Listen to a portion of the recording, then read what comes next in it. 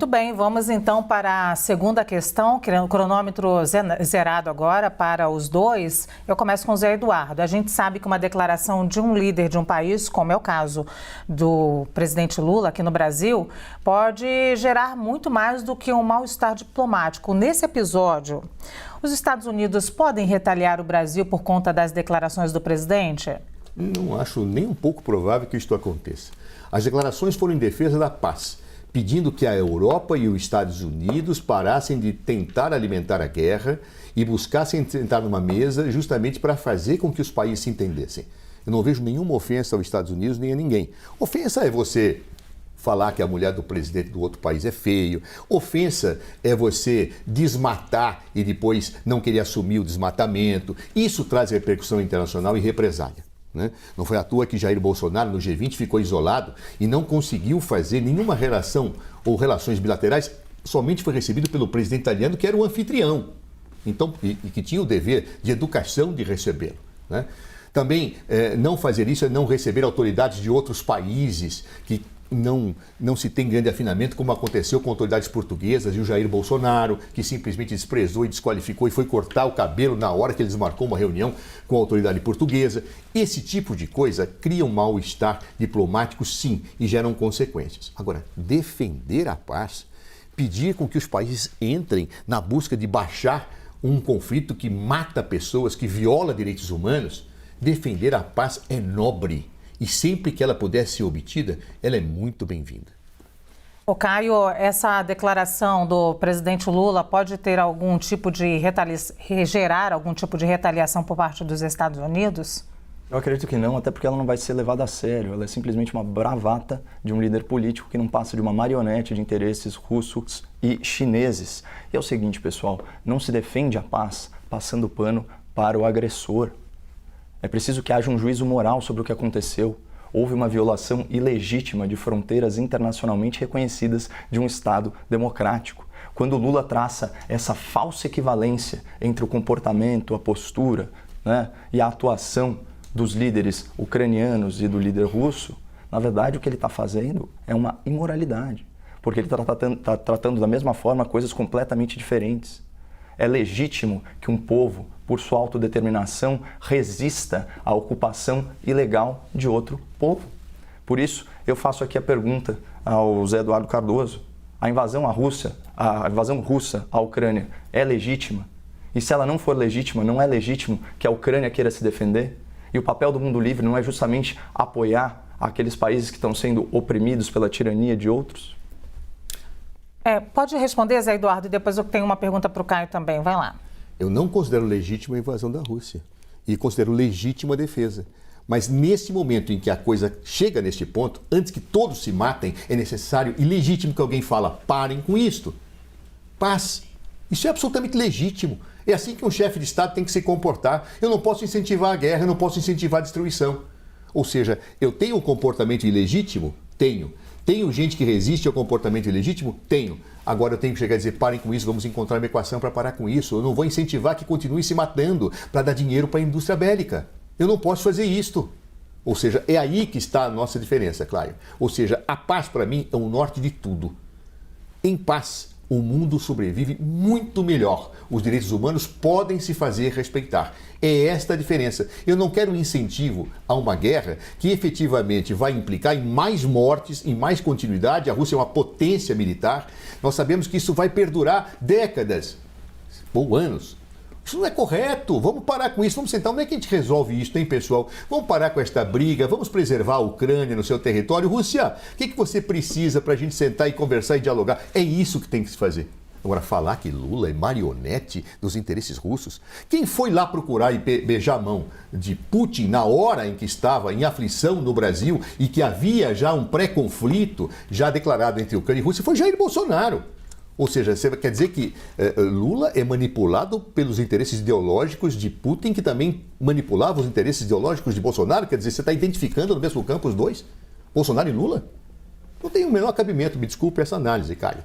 Ou seja, Lula faz uma ação de geopolítica, de relação multilateral e não se alinha ao interesse de absolutamente ninguém. Ele não é marionete, como Bolsonaro foi de Trump e depois, com a queda de Trump, foi correndo pedir a bênção de Putin. Ô Caio, a minha provocação perdeu sentido porque as falas agora do Zé Eduardo foram até mais importantes, então vou te deixar responder. Bom, só querer pontuar que a visita do ex-presidente da República ao presidente russo, à época, visava essencialmente garantir segurança alimentar, não só do Brasil, mas do 1 bilhão de pessoas que o agronegócio brasileiro alimenta, por meio de negociações envolvendo fertilizantes e outras matérias-primas. Além disso, é muito importante que a gente faça uma distinção. A indústria bélica, essencialmente, não é uma indústria de ataque, é uma indústria de defesa.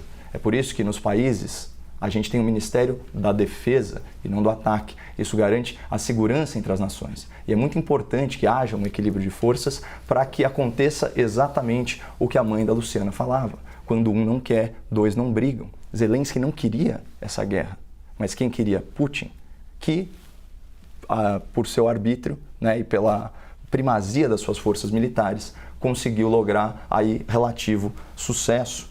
Agora, quem está certo? Lula da Silva ou as grandes potências do mundo livre, da União Europeia e dos Estados Unidos que estão apoiando a Ucrânia? Chega a ser ridículo falar que Lula prega a paz. Lula está agindo simplesmente como um agente de interesses, ferindo a soberania nacional. E já que a pergunta foi sobre retaliação, eu pontuo aqui para o espectador, né, do grande debate, uma outra notícia, né, publicada pela CNN sobre uma consequência, né, dessa política externa desastrada de Lula da Silva. Aspas, após Lula negar fornecimento de munição para a guerra, a Alemanha embarga exportação de blindados brasileiros. Posição de neutralidade do Brasil na disputa entre Rússia e Ucrânia pode estar por trás do embargo.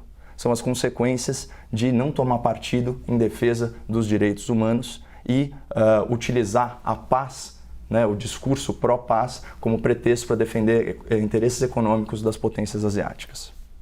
Zé Eduardo. Olha, Caio, eu me lembro daquela personagem do Luiz Fernando Veríssimo, a velhinha de Taubaté, nem ela acreditou na versão oficial que Bolsonaro tinha ido tratar da Rússia a segurança alimentar. Acho que só ela e você acreditaram nisso, Caio, sinceramente. Porque é evidente que aquilo era uma estratégia política de aproximação com a Rússia. Isso foi evidenciado por todos os analistas políticos de direita, de esquerda, de centro, de baixo, de cima. Então, portanto, só a velhinha e você acreditaram nisso. Segundo ponto, dizer que a indústria bélica é uma indústria só de defesa. Só de defesa. Exatamente. Os Estados Unidos é o país que tem uma fortíssima indústria bélica e só se defende, né? Ele se defendeu lá no Vietnã, ele se defende em vários países do mundo. Por favor, Caio. Arma é arma. A arma existe para o ataque. As potências que são mais armadas são aquelas que normalmente mais transgridem o direito internacional, como aconteceu com a Rússia agora. Ou seja, a indústria bélica, ela existe para armar. A arma existe para atacar. E existe também para se defender. Ou seja, eu não posso dizer que a arma só existe para se defender, Caio, por favor. Isso efetivamente não bate com uma análise mínima dos fatos, né? E, finalmente, dizer que é ridículo alguém defender a paz, Caio, você pode até discordar. Você pode até discordar. Você pode até ser um belicista. Você pode até ser um incentivador da guerra. Você pode até dizer que o mundo se resolve com um matando os outros, um dominando o outro, um colocando o outro no devido lugar. Mas dizer que é ridículo alguém defender a paz, Caio, isso realmente não tem nada a ver com a defesa de direitos humanos. Direitos humanos só se consegue sem a violência, sem a paz. E a guerra é a negação absoluta da paz, que é, por sua vez, a negação absoluta dos direitos humanos. Pois é, o Zé Eduardo perdeu o tempo aí, o Caio ainda tem 1 minuto e 55 para responder aí os questionamentos do Zé Eduardo e também até para mostrar para a gente qual seria o caminho, então, se você escolhe um lado, qual seria o melhor caminho, então, para defender a paz, diplomaticamente, do Brasil falando. Preliminarmente, eu peço a gentileza aí ao meu estimado debatedor que não coloque palavras na minha boca. Eu não disse que a indústria bélica serve só para a defesa. Eu disse que ela é essencialmente uma arma de defesa. Não à toa, né, com tantas ogivas nucleares que foram produzidas, pouquíssimas foram utilizadas em esforços de guerra. Mais precisamente, apenas duas, as duas primeiras. Depois disso, a arma nuclear se torna uma arma essencialmente de defesa dos povos. Não sem querer fazer qualquer apologia a armas atômicas, que também não é o ponto aqui. É simplesmente a gente manter as nossas frases como elas saíram da nossa boca e não distorcer o argumento fazendo aquela chamada falácia do espantalho, enquanto você contra-argumenta algo que sequer foi falado no debate. aqui, seguindo um pouquinho, né, já que eu tenho algum tempo para falar sobre o que a busca pela paz, né, que foi a provocação que a Luciana me fez, é muito simples. Você tem um lado que é inegavelmente o agressor, outro lado é inegavelmente a vítima. A partir do momento que as potências mundiais do mundo livre se acoelham e não partem em defesa dessa nação, você praticamente está dando um cheque em branco para todas as tiranias do mundo para fazerem algo similar. Você tem o caso, por exemplo, da China, que não reconhece Taiwan. E você tem uma série de casos análogos de nações fortes militarmente que podem colocar outras nações democráticas, sob seu jugo de forma arbitrária. E isso fere a paz. Não reagir ao que é errado fere a paz. Não reagir ao que é ilegítimo, que causa mortes, é não perseguir a paz. Muitas vezes a paz requer a guerra. Até mesmo aquela belíssima canção do Gil fala um pouco sobre isso.